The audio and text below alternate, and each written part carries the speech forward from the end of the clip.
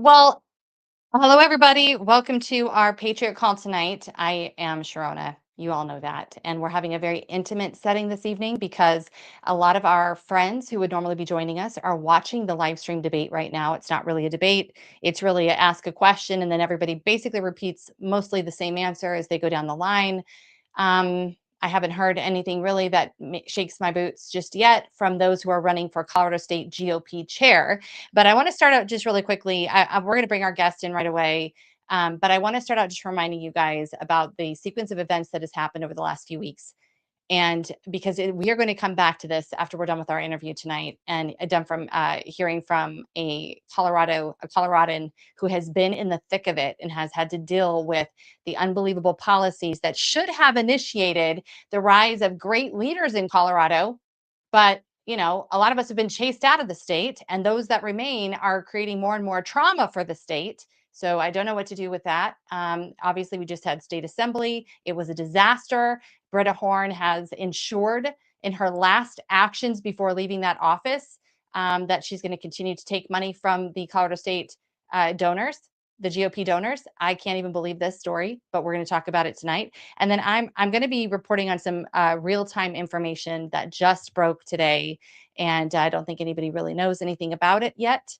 And I'm going to be sharing with you all exactly what is going down in the state of Colorado in association with the RNCC. And if that sounds familiar, that's Mike Johnson's organization, Speaker of the House for Congress. Yeah, that one, that one, that one. And his little minions in Colorado who are happy to do his bidding. I don't know what the exchange is yet, but we're going to talk more about that later because I, for one, actually want to see the Republican Party be established. I'm not looking to tear things down and burn things to the ground and invite all the unaffiliated in the whole world to vote in our primaries. I'm not about that. So we're going to get to that the second half of our time together tonight. But I want to start with two facts, two major reality checks right now. Number one, we do not need a savior beyond Jesus Christ, okay? We already have a savior.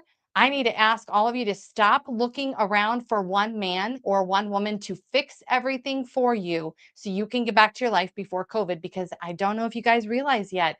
I'm in full-fledged reality check for myself right now. We're never going back. We're never going back. And yet that mentality of seeking out a savior, seeking out one person to save everything for you, is creeping back in a massive way in the state of Colorado. And of course, we see examples of that all over the country. My guest tonight, when things got really, really hard, decided to take initiative. When the government came for her business in COVID, she took initiative. She stood up on her own independently, didn't need to go to someone else. She stood up for her own self and made amazing things happen. Then she ran for city council in Aurora and led this incredible effort to expose the cartel and the gang activity that was going on in Aurora. You guys will remember that Tom Holman specifically said, "We are coming to save you guys." President Trump tweeted about Aurora repeatedly. That is because of the work of Danielle Jurinsky. And not only that, not only did she go through all of that, then there was an election. She's going to share a little bit about what has happened since the national exposure of the city of Aurora and exactly what was going on there. The lies that were being told by the Attorney General Phil Weiser and Jared Polis and the Democrat Party at large, which is just so unfortunate and sad, to allow for cartels to take over Aurora and other parts of our state, by the way, too, of Colorado. I'm from the Western Slope, and it's heavily infiltrated with illegal activity and gang activity. It's horrendous. And yet the people running the state of Colorado are turning a blind eye. Well, Danielle Jurinsky did not need permission to do what was right. She did not need permission to defend her own community. And I think that there's been maybe that you've paid a price, Danielle, in some ways for being so really powerful about what was happening in Colorado and what was happening in Aurora. And I guess I wonder, do you think that price was too high, or where are you at with all the efforts that you made to protect your community, Aurora, Colorado? Yeah, well, first, thank you for having me on, and hello to all the fellow patriots out there. I definitely paid a price. I lost my bid for reelection, but that was because I had everybody against me. I had Kyle Clark, I had Jared Polis, I had Bill Weiser, I had Hickenlooper. I mean, I could go on and on and on.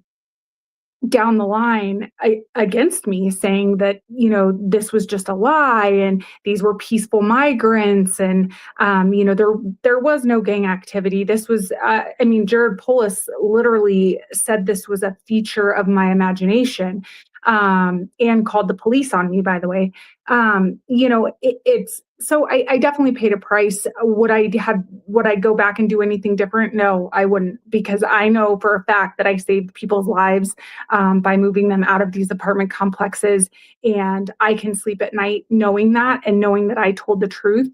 Um, and for the most part, it put them on the run, at least out of Aurora, Colorado. Nationwide, there's still obviously a very big problem, and ICE is doing, the work that they're doing. But it shed such a light that it put them on the run out of Aurora, which is ultimately what I was hoping to accomplish. I have kind of wondered what your other council members said, and Mike Kaufman, the mayor of Aurora. Like, did they ever say thank you, or were they worried about it? Were they afraid that there was going to be retaliation? What was their response when you really became the national whistleblower? People didn't realize that the cartels were taking over our communities. I think Chicago, they were like, well, that's Chicago, but you definitely wouldn't think in a Midwest town, Midwestern state like Colorado, that we would be dealing with, Mexican cartels in our little Right. community. So what did your peers say when all this was happening? Well, some of them were very supportive, and stood with me, but the limelight was obviously on me. So, it's not like they could really say anything publicly, or, I mean, the limelight was solely on me. Mike Kaufman stood with me at first, and he did interviews, talking about how they were taking over apartment complexes. And then all of a sudden he did an about face, and he, became very concerned about our image and what it was doing to our image, and, maybe scaring businesses away and scaring people in the community. And so then I even had to, stand against him.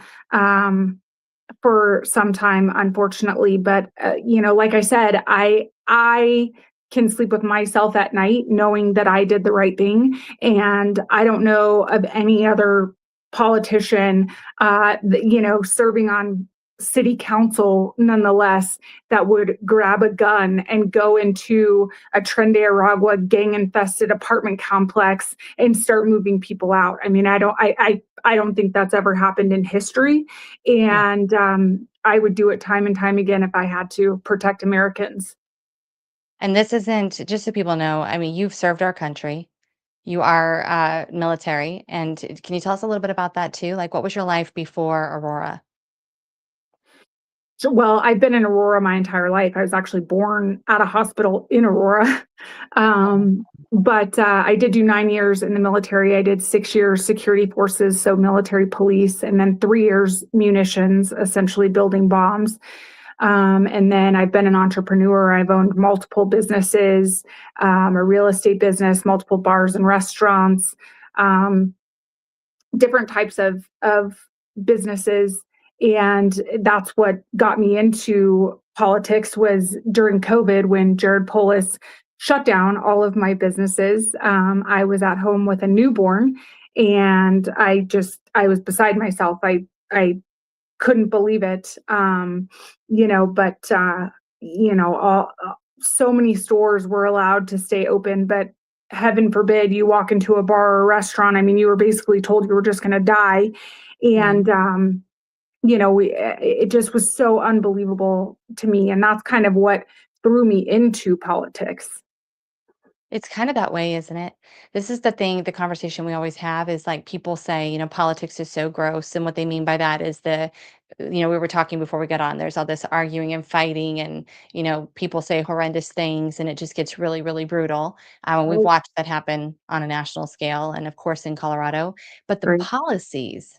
it's the policies that we're worried about, and the foundation, that the policies are being derived from. What do these people stand for? And in Colorado, Did your business, when Jared Polis, he tried to tell the rest of the country that he was the most lax governor in the whole country, and he just did amazing things for the people of Colorado. But I distinctly remember seeing fathers being arrested, businesses that have been around for 70 years closed forever, watching kids try to breathe through masks under the advisement of Jared Polis. He tried to pass that off to CDPHE and all these other people. And really, it was him, it was his policy. And your business, the bar and restaurant scene, Denver completely changed after COVID. All the businesses that were just completely decimated. What happened with your businesses and the policies that Polis implemented during COVID? What happened to you guys? Yeah, well, Did you actually, survive it?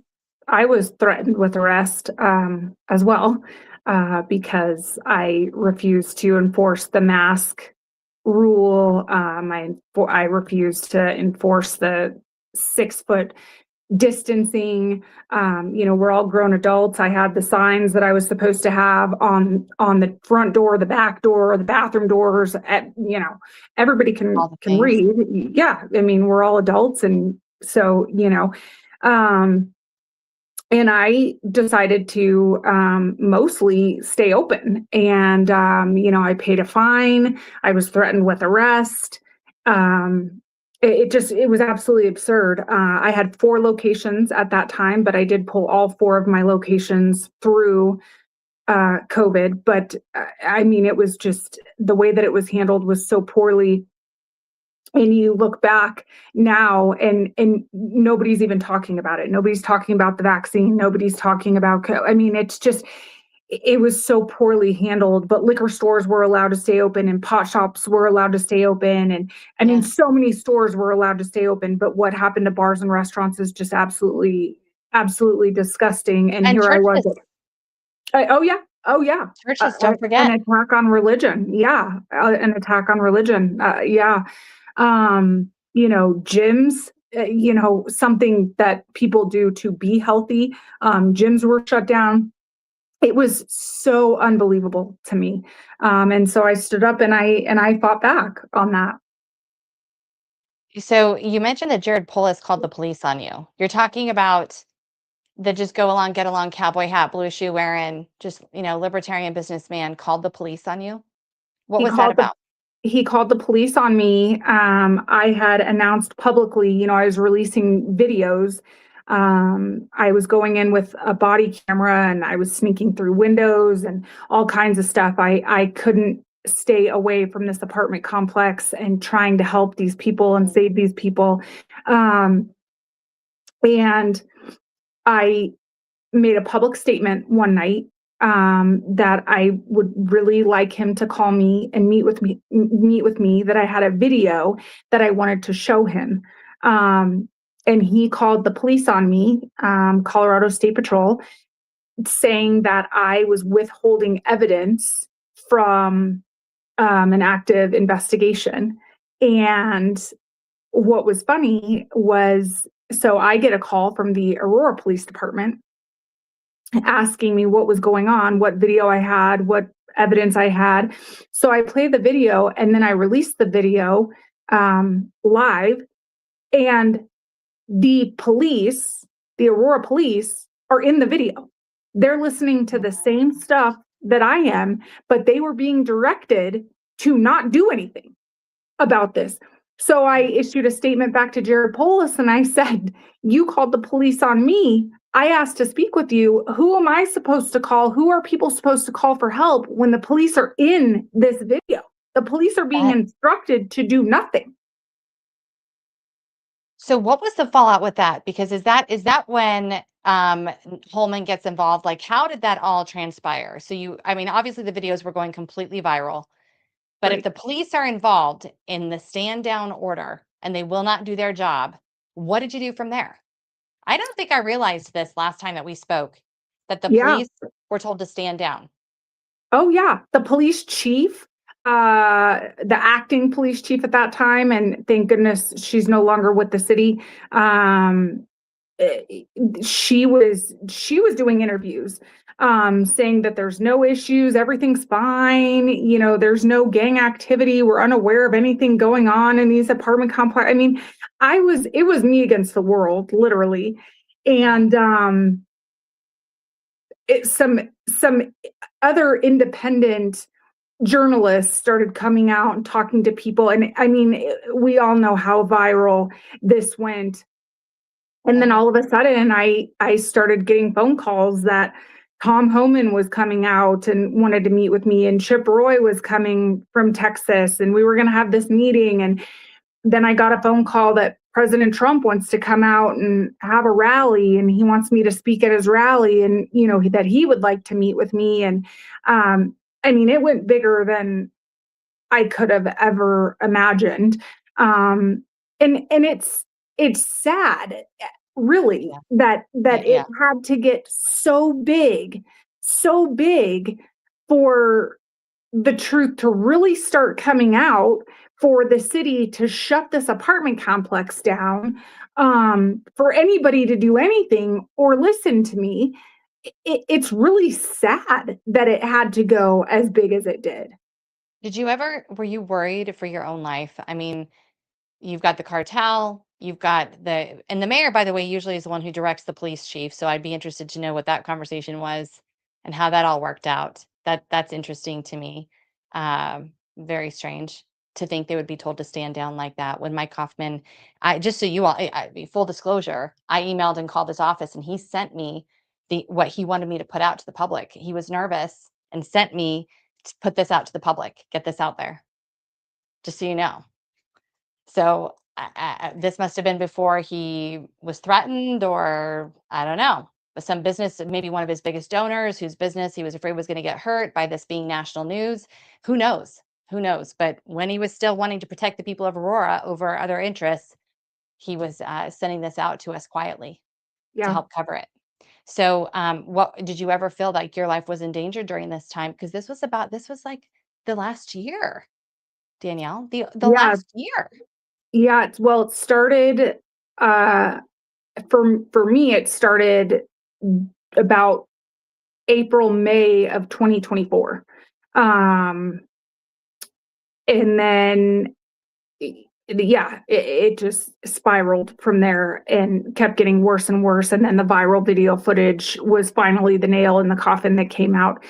Um, but yeah, I mean, I was getting plenty of death threats, the nastiest emails you could imagine, calling me every name in the book. I was leaving the movie theater one night with my son, just he and I, and thought nothing of it. And all of a sudden, outside in the parking lot, a group of Hispanic looking folks started chanting Venezuela at me. And, Tren de Aragua is out of Venezuela. They started chanting Venezuela at me, and I just grabbed my son, put him behind me, and was staring at these people. Um, so I had a couple scary moments, plenty of death threats. You know, I went through it, that's for sure. I went through it. And then, when President Trump announced he was coming to Aurora, and this was named Operation Aurora, you could imagine every liberal's head exploded. Yes. I mean, they came for me. They absolutely came for me with pitchforks. You're a mom, you've served your country, military, business owner, you're serving your community, you're trying to do the right thing by the most vulnerable, by the way. We understand this, having, I've only just recently moved to Texas in the last couple of years, but for you, you grew up there in Colorado. I lived in Colorado up until then. And what I witnessed and what you saw is that people who are there illegally, they are the most vulnerable. They are the most trafficked for labor. They are the most violated because they don't understand the laws, and they live in the shadows because they don't understand what a sanctuary state is. They are easily controlled. They are easily victimized because they're not here lawfully. So they don't know to take the lawful actions to protect themselves.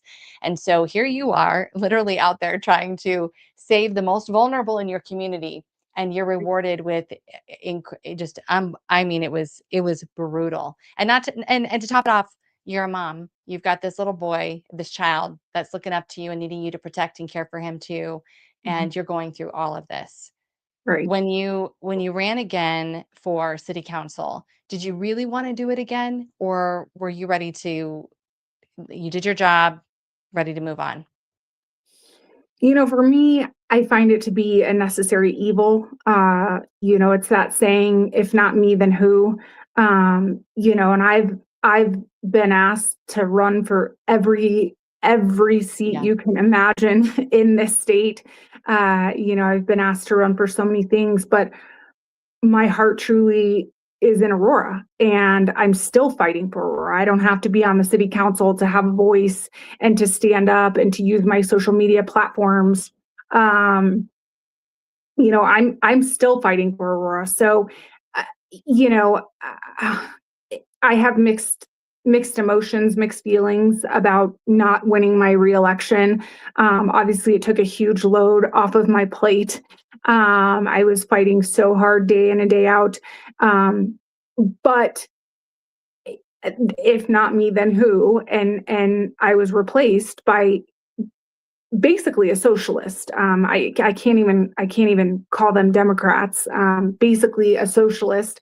So I will fight on. I will fight on, and I will continue to expose everything and anything that I can. And you are, and I want people to know, because again, I think the motto for tonight is, John Wayne is dead. The cavalry's not coming. You are the solution that you're looking for. That's what you've proven out. You had a calling. You saw there needed to be something done. You did it, and that's what we're looking for. That's what we need so bad, is for individuals to really look inward instead of looking out to find someone else who can do what's being asked of them to do. And so you're not done. I'm following your social media, and I noticed that you were talking about the Colorado Department of Public, or the Department of Human Services, rather, and the fraud that's going on there. Can you talk a little bit about what what is that? What is going on that you've heard? And you were saying you're providing yourself as an outlet for people to reach out to. Tell me a little bit more about that. I want people to hear, because Colorado, basically all the departments are very corrupt in Colorado. Right. We know that even the Colorado Supreme Court, every single one of them, bribed and blackmailed by Mindy Macias, and that was never rectified. I So tell me what you're talking about. What is going on with human services in Right. Colorado? Well, I had my own battle with Department of Human Services, and many people may remember. Some may have never heard of it. But when I first took office, I went after the police chief that was there at the time. She was out kneeling with people holding signs saying "defund the police," and I just she wasn't enforcing any laws. Crime was running rampant. So I went after her. I didn't realize she had a girlfriend who worked for Arapahoe County DHS. They came after me. She filed a false allegation against me for abuse against, at that time, my then 2-year-old son. That's what they Um, always do. That's what they always yep. do. And Yeah. so I was put through the ringer with DHS and had to fight to prove my innocence, because you are guilty until you can prove your innocence in DHS. And pretty much since my case, and that woman ended up going to prison. Since my case and lawsuit, there's been so many cases that have come forward. So many people have come forward. Um, Hopefully feeling empowered after they saw my case and my situation. And I mean, the state has had to pay out millions and millions of dollars in false claims, in mismanagement, mishandling of cases in Colorado DHS across the country. This isn't isolated, but specifically in Colorado, they're paying out millions. The state is paying out millions, and it's just unbelievable, the fraud, how easy it is to make a false, anonymous allegation against somebody. And like I said, you are guilty in that system until you can prove your innocence. Wow. That is incredible. That is incredible. So with the Department of Human Services, what's kind of been, has there been stories that have been brought to the forefront that are being rectified right now? Or is Oh yeah. this, there's a lot of things that are pending that you're aware of? There's more social workers and caseworkers that have gone to prison after the one that I put in prison. There have been so many cases filed. There have been so many people fired. I mean, it really blew the lid. The situation with me really blew the lid off of exposing DHS and statewide. Like I said, this is a nationwide problem, but So are we, statewide, I mean, just so that I make sure I understand, I'm sorry, Danielle, to cut you off, but we're talking about, are you talking about Child Protective Services within DHS? some people call it, it depends. Some Yeah. jurisdictions call it DPS, Child Protective Services, and some call it DHS, Department of Human Services. So But it's yeah. both. Okay. It's one and the Hmm. same. Um, but yeah, this is a big thing, and there's so many stories and so many articles, and that's what you saw me post the other day, coming out specifically about what's going on in Colorado with all of the fraudulent allegations and what people are having to go through, and the state's paying out millions. Let's say I did not know. So right now, just so you know, like there's a huge active push in DC right now to abolish the funding that is flowing into the states to support the CPS.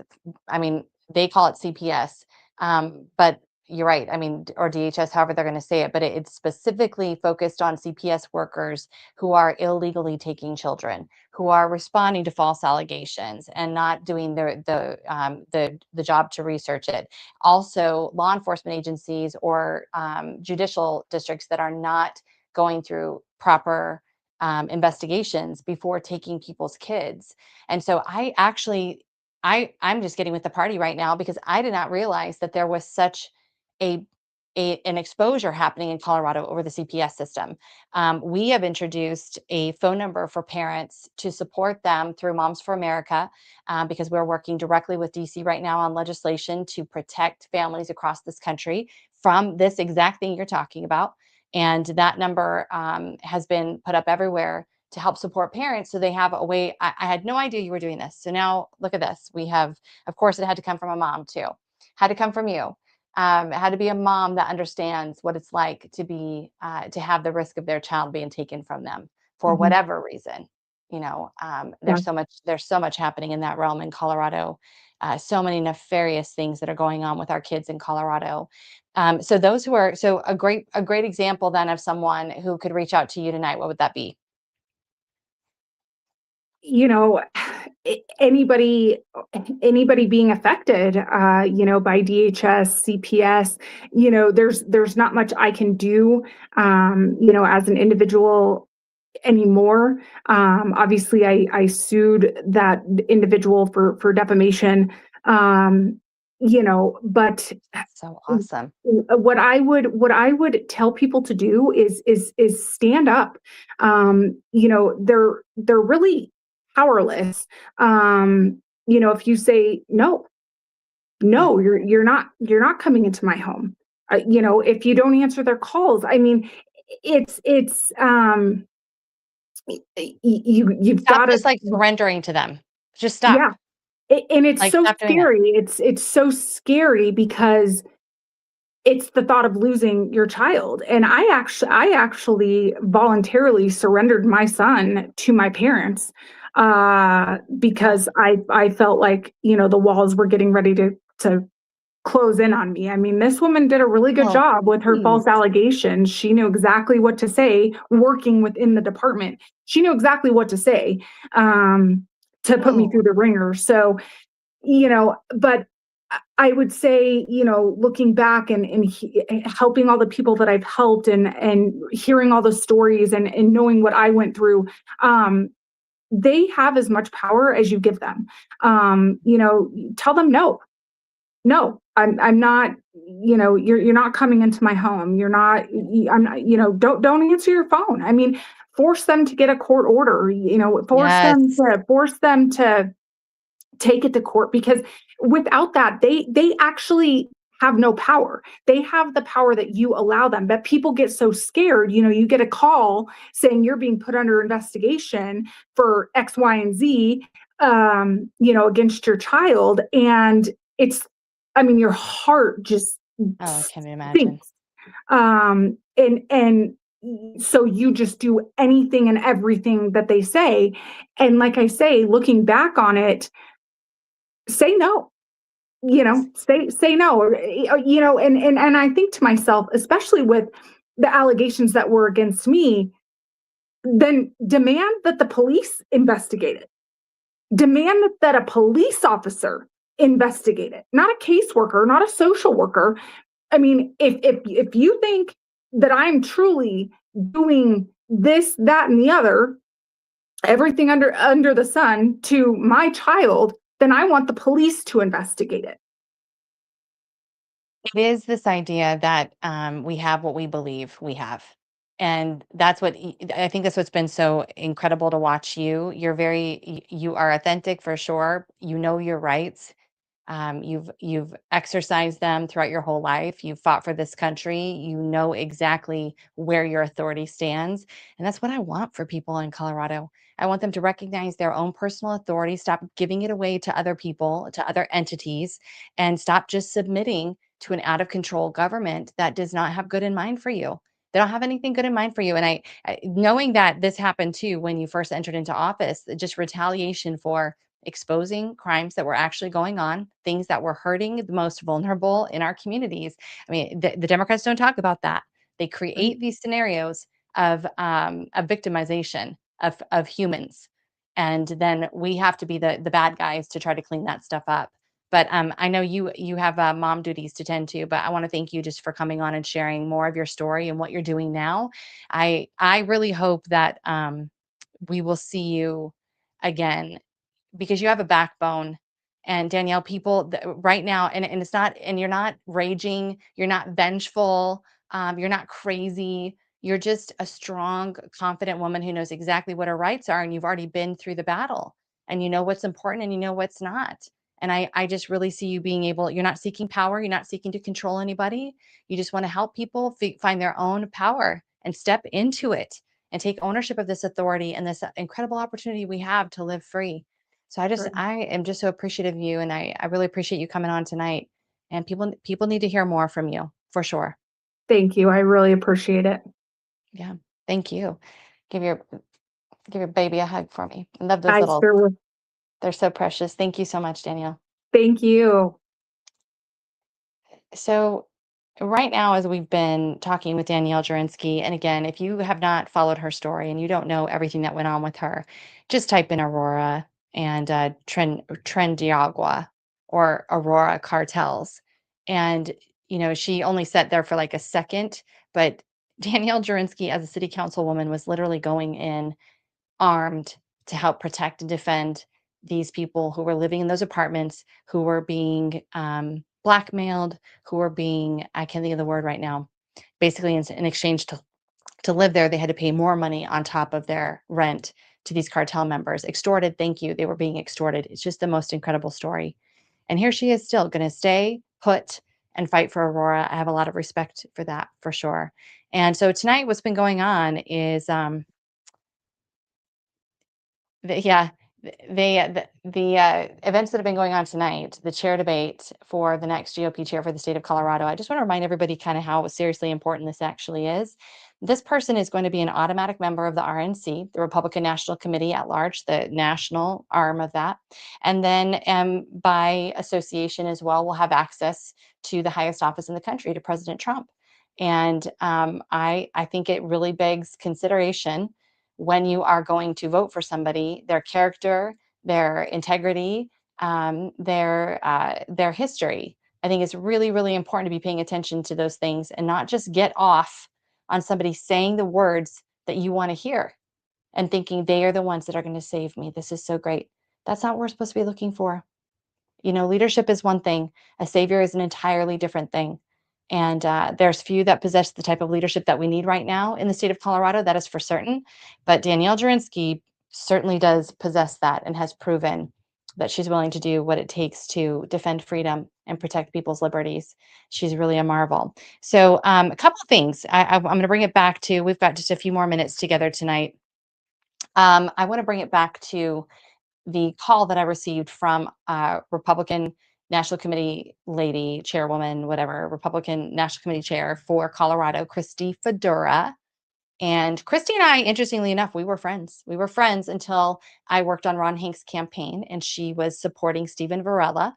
And initially we had a great text exchange and I said, hey, just want you to know, listen, I know you support Stephen. I'm going to be working to get Ron across the finish line. I think he's the one and I don't want it to affect our relationship. And she said, no problem. I respect that. So great. But that's not what she actually meant. And it wasn't much longer after that things just went completely sideways. And we were able to prove that Stephen Varela had changed his voter affiliation like 17 times. It was really like out of control and you couldn't deny it. You couldn't deny what we were seeing. And that is, when you're in the primaries, everybody's always like primaries, people are they're devouring each other. It's the primaries.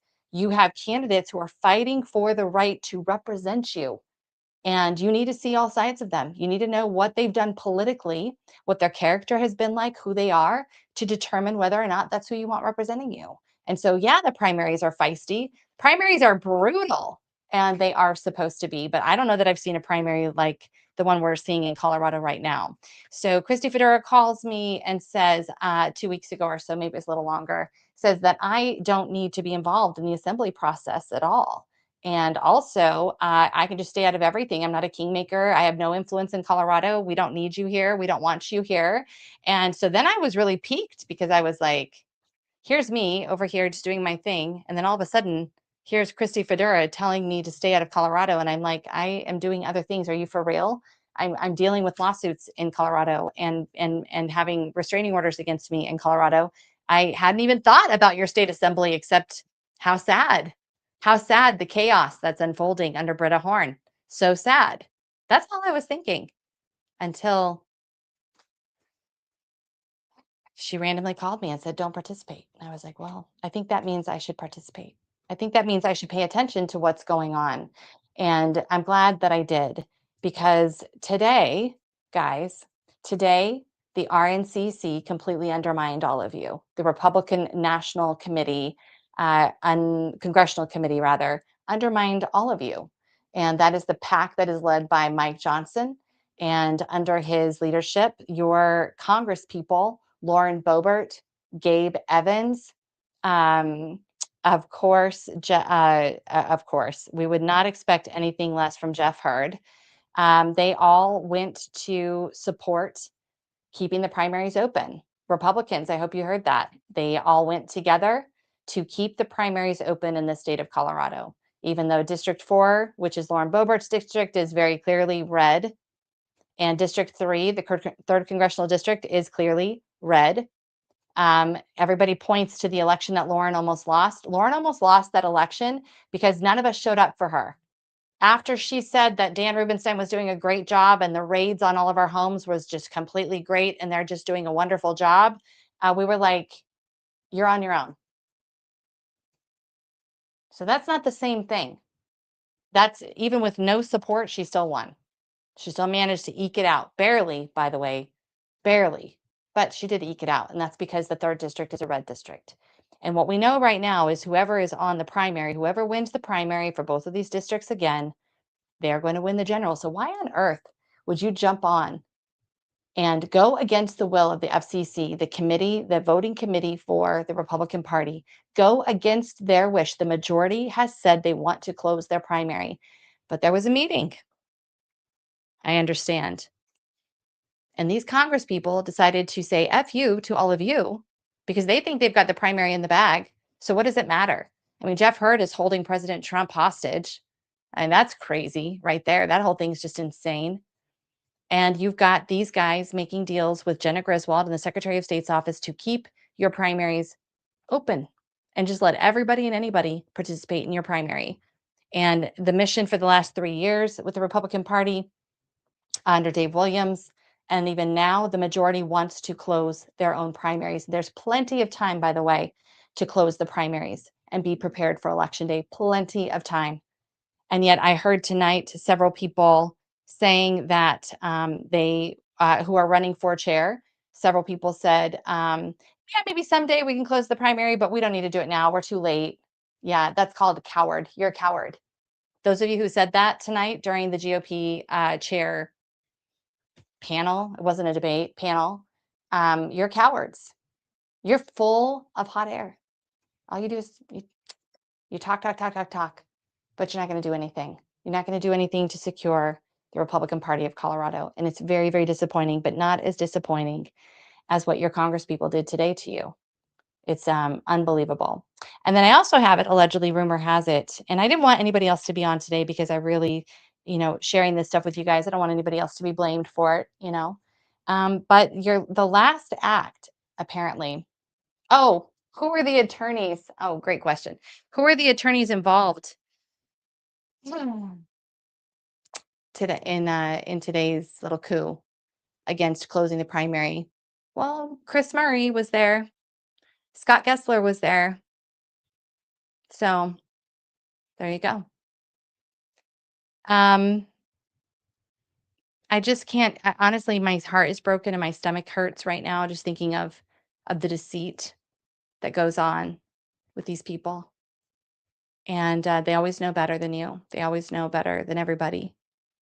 And you just don't get it. You don't understand. But if you keep following the sinking ship of Colorado and doing open primaries and getting unaffiliated Democrats to vote in your primaries to choose the weakest candidates, who will supposedly draw out the unaffiliated, inspire them somehow, even though they're completely uninspiring, then eventually we'll win back Colorado for Republicans. It makes no sense.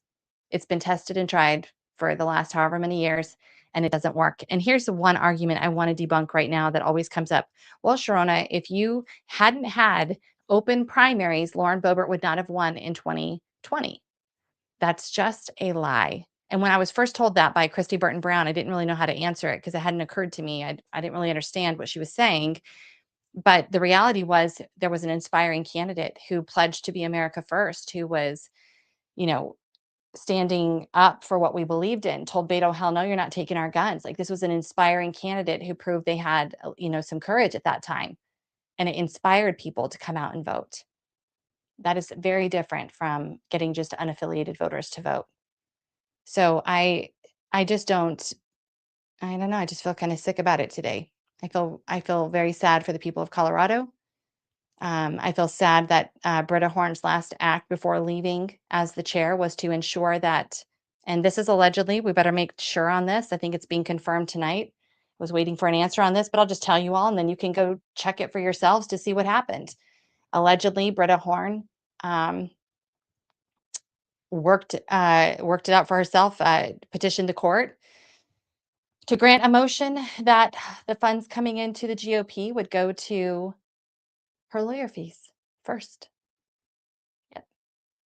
It just makes me sick. Makes me sick.